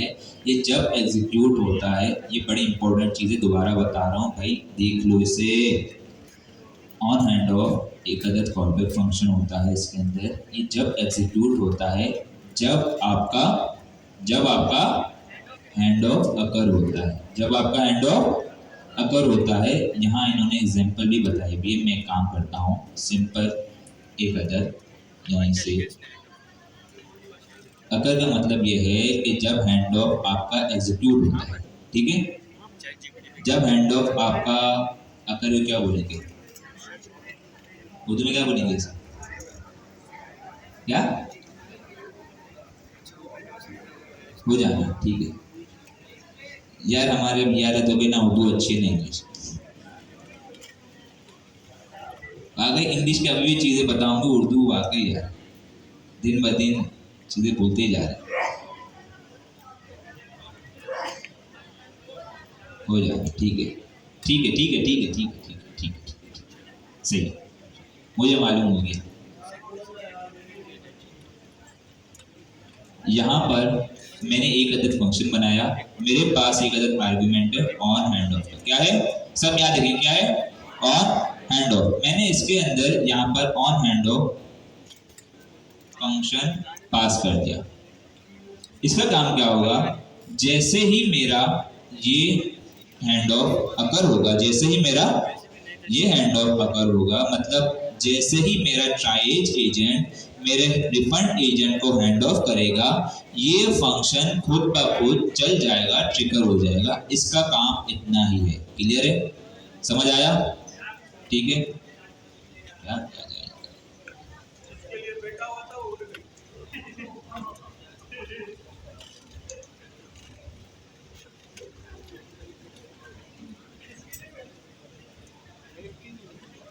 इतनी शॉर्ट टर्म मेमोरी क्यों है आप लोग की?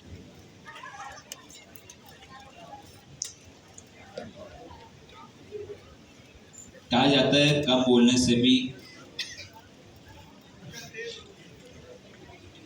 पता नहीं ये ऐसा है नहीं है, लेकिन कहा जाता है, ये मैंने सुना था।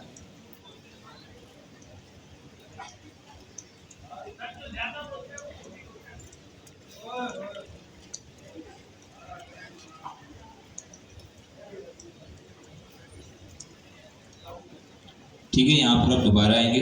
ठीक है, मैंने यहाँ पर एक क्वेरी की रिफंड एजेंट के हवाले से, तो मुझे ये बताएं, अगर ट्राइज एजेंट के पास एक क्वेरी जाएगी रिफंड एजेंट के हवाले से, तो क्या वो उसे हैंड ऑफ करेगा? ऐसा ही है? ठीक है जी, किसकी? अब सही, जो चीज़ बताने की होती है वो बताया नहीं जाता, लेकिन सही है, याद रहेगा मुझे भी कि ऐसे स्टूडेंट माशाल्लाह है हमारे।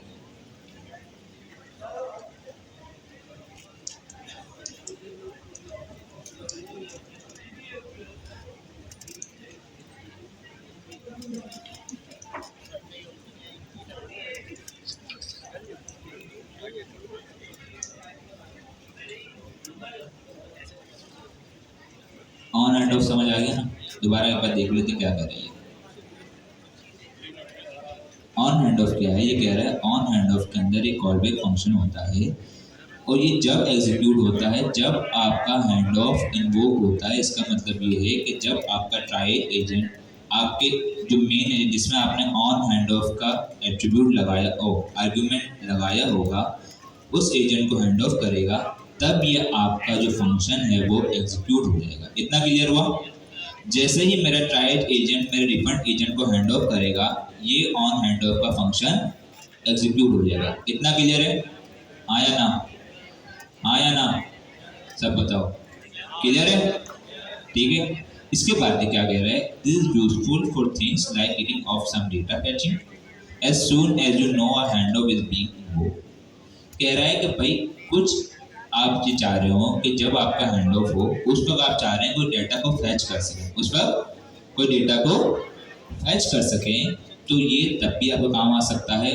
या आप ये चाहते हैं कि आपका जो कॉन्टेक्स्ट है, आपका जो कॉन्टेक्स्ट है वो आप अपडेट करना चाहें या गेट करना चाहें इसमें, तो भी आप कर सकते हैं। सिमिलरली आप चाह रहे हो कि जैसे ही मेरा हैंड ऑफ इन्वोक हो, मतलब एक एजेंट दूसरे एजेंट को हैंड ऑफ करे, आप चाह रहे हैं यूजर के पास नोटिफिकेशन चली जाए, आप चाह रहे हैं मेरा कॉन्टेक्ट अपडेट हो जाए, आप चाह रहे हैं किसी को हाय हेलो करके आ जाए, कुछ भी काम हो इसमें करवा सकते हैं। इसका सिंटेक्स उन्होंने क्या बताया कि भाई जैसे हमने देखा था कि हमारे पास कोई भी फंक्शन होता है उसका फर्स्ट पैरामीटर क्या होता है, हमारे पास हमेशा कॉन्टेक्स्ट क्या होता है, कॉन्टेक्स्ट। और अगर मैं इसे कॉन्टेक्स्ट ना दूं और इसके बाद मैं इसे चलाऊंगा तो जरा देखते हैं कि चलता है नहीं चलता।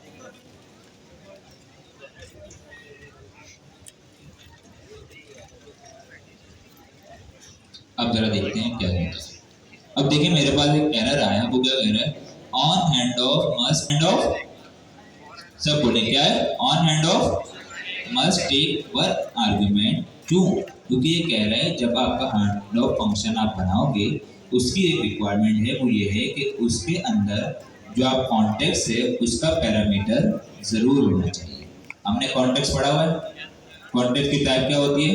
Run context waiter. मैंने उसे लगा दिया, अब मैं चलाता हूँ इसे, और अब मैं इसे चलाऊंगा तो देखते हैं जो मैंने कहा कि जैसे ही मेरा हैंड ऑफ चलेगा मेरा एजेंट उस ऑन हैंड ऑफ के फंक्शन को एग्जीक्यूट कर देगा। अब क्या हुआ? जैसे ही मेरा फ्लो चला, क्वेरी गई, वहां पर मेरा हैंड ऑफ इन्वोक हो गया, ट्राइड एजेंट ने हैंड ऑफ को इन्वोक किया। तो जो मैंने यहाँ पर लिखा हुआ है, मैंने एस्केलेशन एजेंट लिखा है, यहाँ पर मैं कर देता हूँ रिफंड एजेंट कॉल। ठीक है, मैं इसको दोबारा चलाता हूँ। अब मुझे ये बताएं, जो मैंने यहाँ पर कहा कि जब मेरा ट्राइड एजेंट रिफंड एजेंट को हैंड ऑफ करेगा उस सिनेरियो में मेरा ये फंक्शन कॉल होना चाहिए। तो अगर ये फंक्शन कॉल होगा तो ये प्रिंट होगा। आया ना?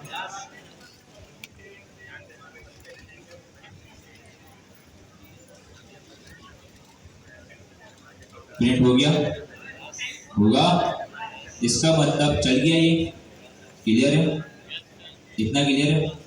ठीक है। अब आते हैं थोड़ा दूसरी चीज। अब यहाँ पर क्या कह रहा है? इसके अलावा हमारे पास चौथी जो चीज़ है, हमने तीन चीज़ें देखी। पहला है टूल नेम ओवरराइड, दूसरा है डिस्क्रिप्शन ओवरराइड, तीसरा है ऑन हैंड। चौथी चीज़ हमें बता रहा है इनपुट टाइप। क्या बता रहा है? इनपुट। इसमें क्या कह रहे हैं? The type of the input expected by the hand of.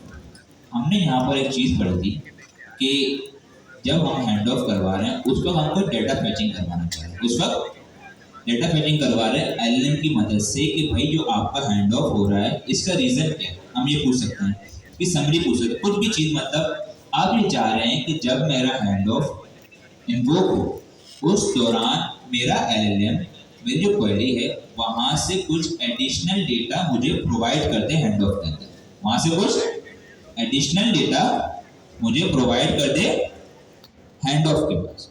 तो यहाँ पर एक काम करता हूँ, समझ आया? पहले इनपुट टाइप समझ आया? दोबारा बताता हूँ।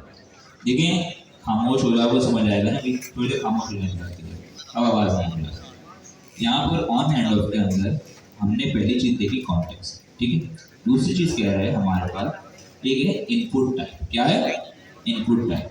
ये कह रहा है type of the input expected by the hand of. आपका जो हैंड ऑफ डेटा फैच करेगा, क्योंकि यहाँ पर ये क्या कह रहा है कि hand of on hand of का फंक्शन है, इसमें आप डेटा फैचिंग भी कर सकते हो, इसमें आप डेटा फैचिंग भी कर सकते हो। तो ये कह रहा है जो आप डेटा फैचिंग करोगे उसकी जो टाइप होती है वो आप इस आर्गुमेंट के तहत कर सकते हैं, ठीक है, डिफाइन कर सकते हैं। उन्होंने एग्जांपल भी दिए, मैं काम करता हूँ, पहले आपको समझा देता हूँ कि किस तरीके से। मैं यहाँ पर इंपोर्ट करता हूँ,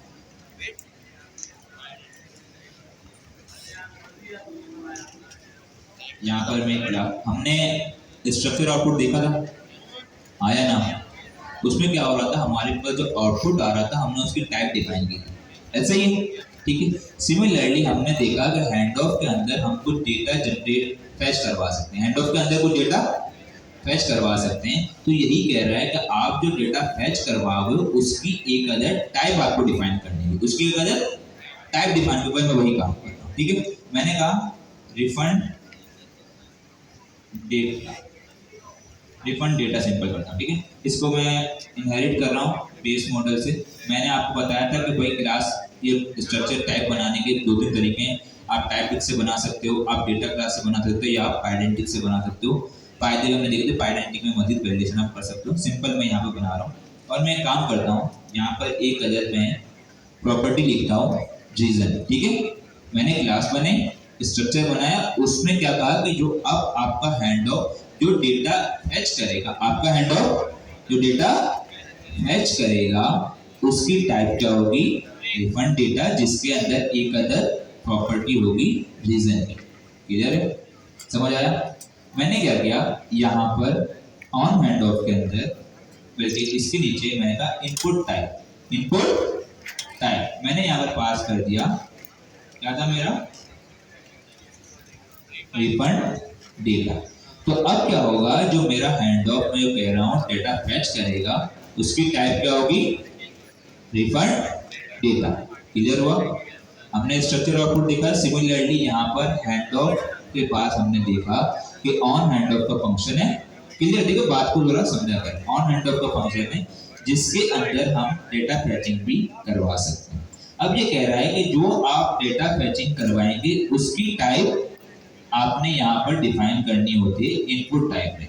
समझ आया, ठीक है। मैं काम करता हूँ, इसे रन करता हूँ। जब मैंने इसे रन किया तो अब देखिए मेरे पास एक अदर एरर आया। क्या आया, सब बोले क्या आया, एरर। क्या आया, on hand off must take 2 arguments. पहले कितना आर्गुमेंट कह रहा था, एक, अब कितने कह रहा है, 2। क्या कह रहा है, कॉन्टेक्स्ट और इनपुट। मतलब क्या हुआ, ये कह रहा है भाई आपने ये पता है कि जब आप ऑन हैंड ऑफ फंक्शन बनाते हो उसमें आप कॉन्टेक्स्ट को अपडेट करवा सकते हो, उसमें आप कोई दूसरा काम करवा सकते हो, उसमें आप कुछ भी काम आप करवा सकते हो, उसके अंदर आप कोई डेटा फैचिंग का काम भी करवा सकते हो। फिर हमने देखा कि उस डेटा फैचिंग की जो टाइप है वो हम इनपुट टाइप के जरिए दे सकते हैं।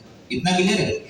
लेकिन अगर आपने डेटा फैचिंग करना है तो भाई उसके लिए आपने एक अदर एडिशनल पैरामीटर लगाना पड़ेगा इनपुट का। क्या लगाना पड़ेगा, इनपुट का। इसका नाम कुछ भी हो सकता है, इनपुट हो सकता है, इनपुट डेटा, कुछ भी नाम आ सकता है, ठीक है। इसकी टाइप क्या होगी, इसकी टाइप क्या होगी, रिफंड डेटा। क्योंकि हमारा ऑन हैंड ऑफ है, वो जो हमारे पास डेटा फैचिंग करेगा उसकी टाइप क्या होनी चाहिए, रिफंड डेटा। वो हमने कहाँ डिफाइन की, इनपुट टाइप में। कहाँ डिफाइन की, इनपुट टाइप। इतना क्लियर हुआ, ठीक है। अब बात आती है कि इनपुट टाइप के अंदर हमारे पास रीजन आ रहा है। क्या आ रहा है, रीजन। ये हमारे पास, अब देखें मैंने यहाँ पर रिफंड तो कर दिया रहता हूँ, लेकिन यहाँ मैंने रीजन प्रोवाइड नहीं किया, तो यहाँ मैं रीजन भी प्रोवाइड कर देता हूँ ताकि वो क्या करेगा, इस क्वेरी के जरिए वो डेटा फैच कर पाएगा। मैं कहा I want to refund my laptop, it is not working fine, it is not working fine. अब मैं क्या करता हूँ, मैंने इसे यहाँ कर दिया और पहले मैं चेक करता हूँ कि इसके अंदर डेटा क्या आ रहा है। तो मैं यहाँ पर से प्रिंट कर दूँ, ठीक है। मैंने यहाँ पर सिंपल दोबारा रिपीट कर रहा हूँ। पहले मैंने पढ़ा कि काम करते पहले से देखते हैं, एक बार दोबारा रिवाइज करवा दूंगा ताकि जहन में बैठ जाए। अब मैं इसे चला रहा हूँ, पहले ये बताएं, मेरा लैपटॉप रिफंड किया, मैंने कहा मुझे इसका रीजन भी चाहिए। क्या चाहिए? रीजन। जब मेरा हैंड ऑफ हो रहा हो मुझे उसमें रीजन भी चाहिए। मेरा रीजन क्या है? It is not working fine. तो जब मैं इसे चलाऊंगा, अब देखता हूं कि मेरा जो इनपुट डेटा मैंने लिखा है, जो मेरा ऑन हैंड ऑफ के वक्त चल रहा है मेरे पास फंक्शन, उसमें इनपुट डेटा आया या नहीं आया। अब मुझे ये बताएं, मैंने कहा रिफंड कॉल्ड विद रीजन, और रीजन इक्वल टू क्या आ रहा है? Laptop is not working fine. फैचिंग हो गई, डेटा फैचिंग हो गई।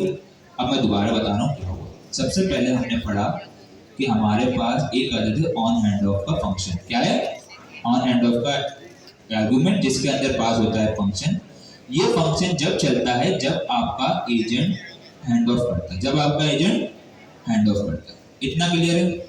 आपका ऑन हैंड ऑफ का फंक्शन चल गया। उसमें भी ये कह रहा है दूसरी चीज कि इसके अंदर आप डेटा फैचिंग करवा सकते हो, इसके अंदर आप कॉन्टेक्स्ट को अपडेट करवा सकते हो, इसके अंदर आप दूसरा कोई काम करवाना चाहो वो भी करवा सकते हो। लेकिन ये कह रहा है पहला इसका जो पैरामीटर होना चाहिए वो क्या होना चाहिए? कॉन्टेक्स्ट। क्या होना चाहिए? कॉन्टेक्स्ट। कॉन्टेक्स्ट अपडेट हो गया, मैं चाहूँ यहाँ पर कॉन्टेक्स्ट अपडेट कर दूँ। दूसरा ये कह रहा है कि यहाँ पर आप कोई भी जो है डेटा फैचिंग भी करवा सकते हो, डेटा फैचिंग भी करवा सकते हो। मैं चाहूँ तो यहाँ पर स्ट्रिंग लिख दूँ, वो भी हो जाएगा, ठीक है। लेकिन यहाँ पर एक और चीज हमें बता रहा है, वो ये कि आप अगर चाहते हो कि आपका जो ऑन हैंड ऑफ है, आपका जो ऑन हैंड ऑफ है उसमें डेटा फैचिंग हो रही है, उसकी कोई एक पर्टिकुलर स्ट्रक्चर हो। क्या हो? स्ट्रक्चर। हमने स्ट्रक्चर देखा था आउटपुट में, तो उसका एक पर्टिकुलर स्ट्रक्चर हो, उसकी एक टाइप हो, तो आपने एक और आर्गुमेंट पास करना है इनपुट टाइप का। उसमें आपने एक अदर क्लास पास कर देनी है, टाइप पास कर देनी है। तो अब आपका ऑन हैंड ऑफ के अंदर जो डेटा आएगा फैचिंग के जरिए वो एक स्ट्रक्चर फॉर्मेट में आएगा। और हमने यहाँ देखा कि हमारे पास जो क्लास बनी हुई है उसके अंदर एक प्रॉपर्टी है रीजन की, और इसकी वैल्यू क्या है? स्ट्रिंग। तो हमारे पास जो डेटा आया, आजा भाई, क्या आया? Refund agent called with reason, laptop is not working fine. ठीक है। सिमिलरली अगर मैं इसे हटा दूंगा और मैं अगर चाहूँ तो ये कुछ भी हो सकता है, डेटा दे दे, लेकिन ये अच्छी प्रैक्टिस ये है और बेस्ट प्रैक्टिस यही है कि आप इसे इनपुट टाइप दें और जो डेटा आप इसे जनरेट करवाना चाहें वो करवा सकते। इतना क्लियर है? समझ आ गया?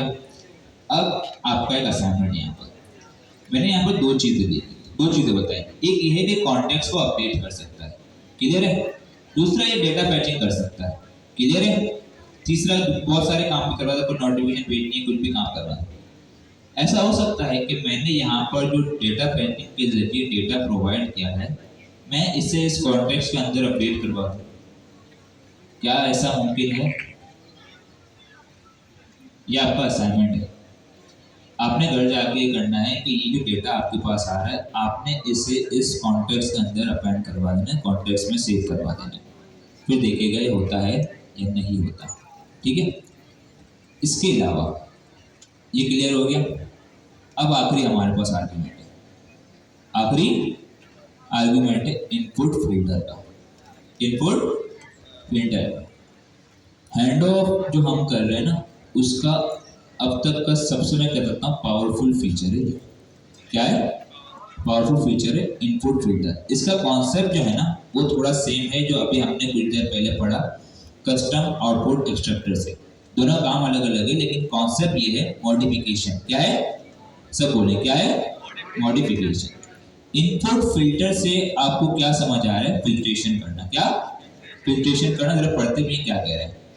This leads to filter the input received by the next agent. ये क्या कह रहा है? अब जरा गौर से इसको सुनना।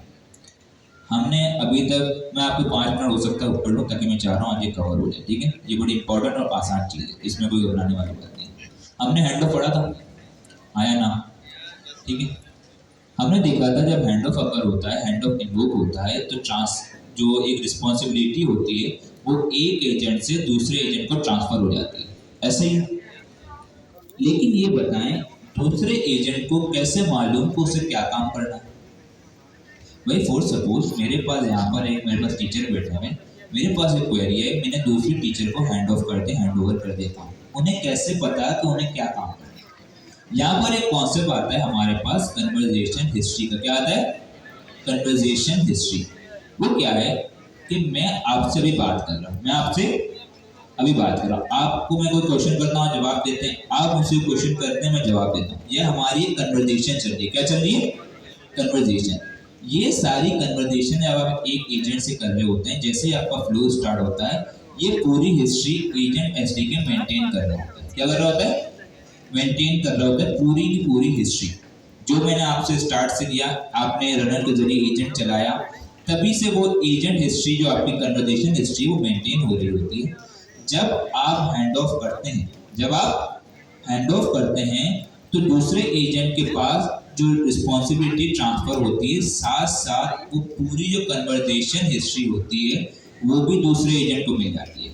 लाइक मैं आपसे भी कन्वर्जेशन कर रहा हूँ, मैं अगर किसी दूसरे एजेंट को, यहाँ पर मेरे पास टीचर बैठे हैं, मैं उनको हैंड ओवर करूंगा, तो ना सिर्फ मैं उनको हैंड ओवर करूंगा, रिस्पॉन्सिबिलिटी ट्रांसफर करूंगा, मैं साथ साथ जो हमारी पूरी कन्वर्जेशन, सपोज करें मैंने वो कन्वर्जेशन एक रजिस्टर में लिखी हुई है, मैं वो पूरी कन्वर्जेशन हिस्ट्री सर को दे दूंगा, उस एजेंट को दे दूंगा। तो अब उनके पास सारी हिस्ट्री, सारा डेटा हो। क्लियर है? समझ आया? सिमिलरली जब नया एजेंट होता है, उसके पास सारा डेटा होता है, उसके पास सारा डेटा होता है। तो यहाँ पर एक चीज आती है कि अगर इसके अंदर कोई ऐसा क्रिटिकल डेटा हो, कोई ऐसा डेटा हो जो आप शेयर नहीं करवाना चाहते, फॉर सपोज यहाँ पर आप बात कर रहे हैं नॉर्मल एजेंट, आपके पास दो एजेंट है, ठीक है? कितने एजेंट है? दो। एक है फाइनेंशियल एजेंट, दूसरा है कस्टमर सपोर्ट एजेंट। आप फाइनेंशियल एजेंट से बात कर रहे हैं, उसमें आपकी सारी फाइनेंशियल डिटेल मौजूद है, ठीक है? आपने उससे अपनी सैलरी मालूम की, आपने हमें सारा फाइनेंशियल डेटा शेयर कर दिया, आपकी मंथली इनकम, हर चीज उसे पता है, उसके पास सारी हिस्ट्री है। अब आपके पास कोई ऐसी क्वेरी उसने आपने दी उसे, जो कि उसने आपको हैंड ओवर कर दिया कस्टमर सपोर्ट एजेंट को। अब मुझे ये बताएं, जब आप बात कर रहे हैं कस्टमर सपोर्ट एजेंट से, तो क्या उसके पास आपका सारा फाइनेंशियल डेटा होना चाहिए? क्या ये सही तरीका है? हाँ या ना?